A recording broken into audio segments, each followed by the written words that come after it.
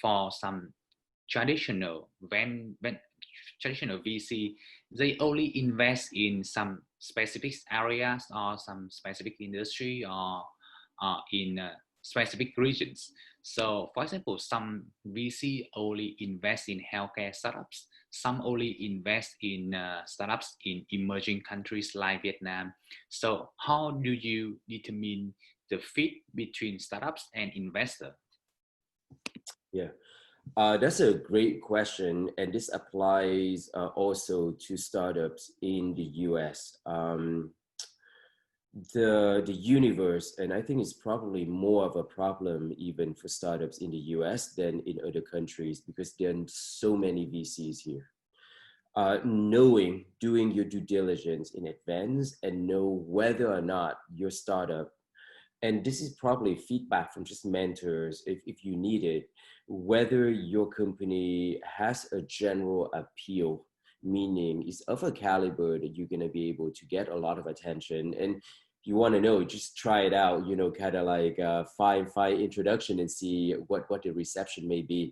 But most businesses, most startups are not suitable for pretty much just any VC.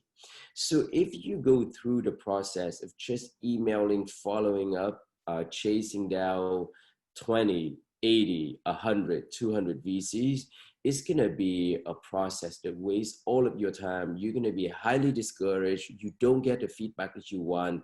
And that's just not a good way of going about it. The best way to do it is doing a little bit of research to see which VCs have invested in similar technology, particularly in that market. Here's an example. There are tons of, let's say if you're a consumer, I don't know, a drone or hardware company in Vietnam. If you look at US VC, there must be, I don't know, at least 100 that focus somewhat into like hardware and drones of that nature.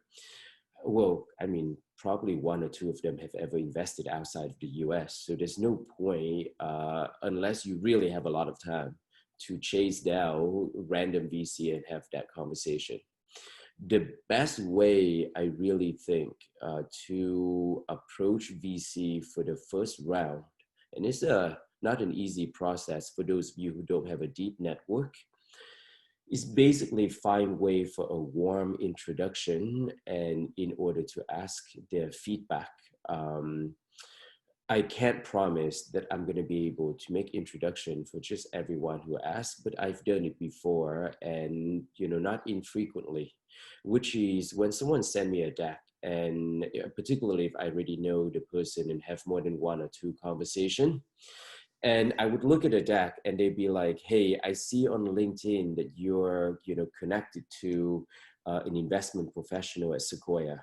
Do you think this is something that Alfred is one of the partner there, would be interested? And if I look at it and I find it very compelling, how it works is that I typically would say that, hey, I can make an intro. I can try to see if he's interested. Can you send me a blurb?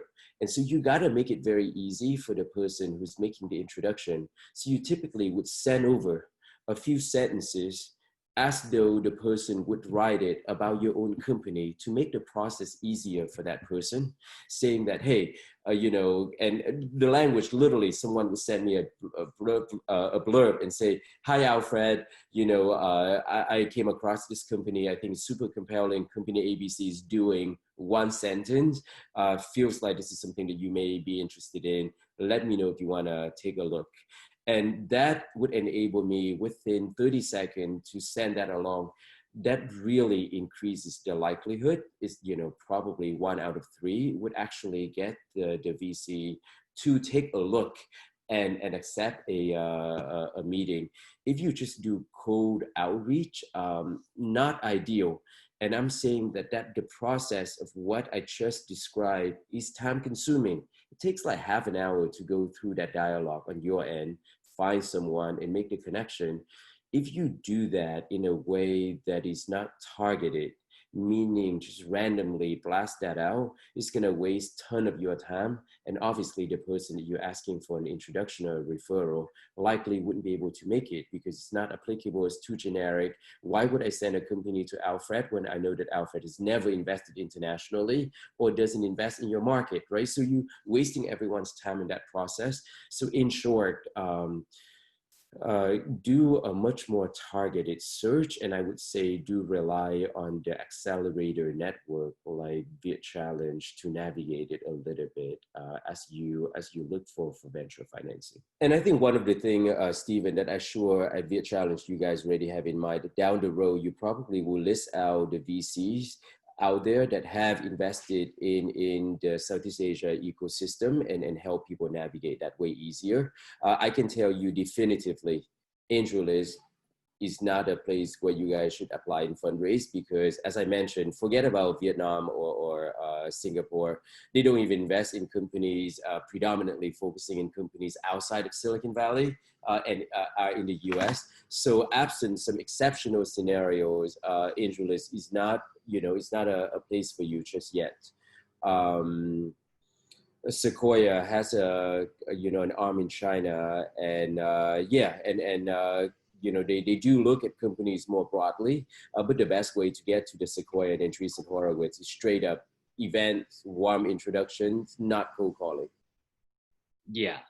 So for your information, BOOTCAMP is working on a database for both startups, for mentors, and for some investor across Southeast Asia who especially interested in the Vietnam market. So we are building that database and we will launch it in very near future.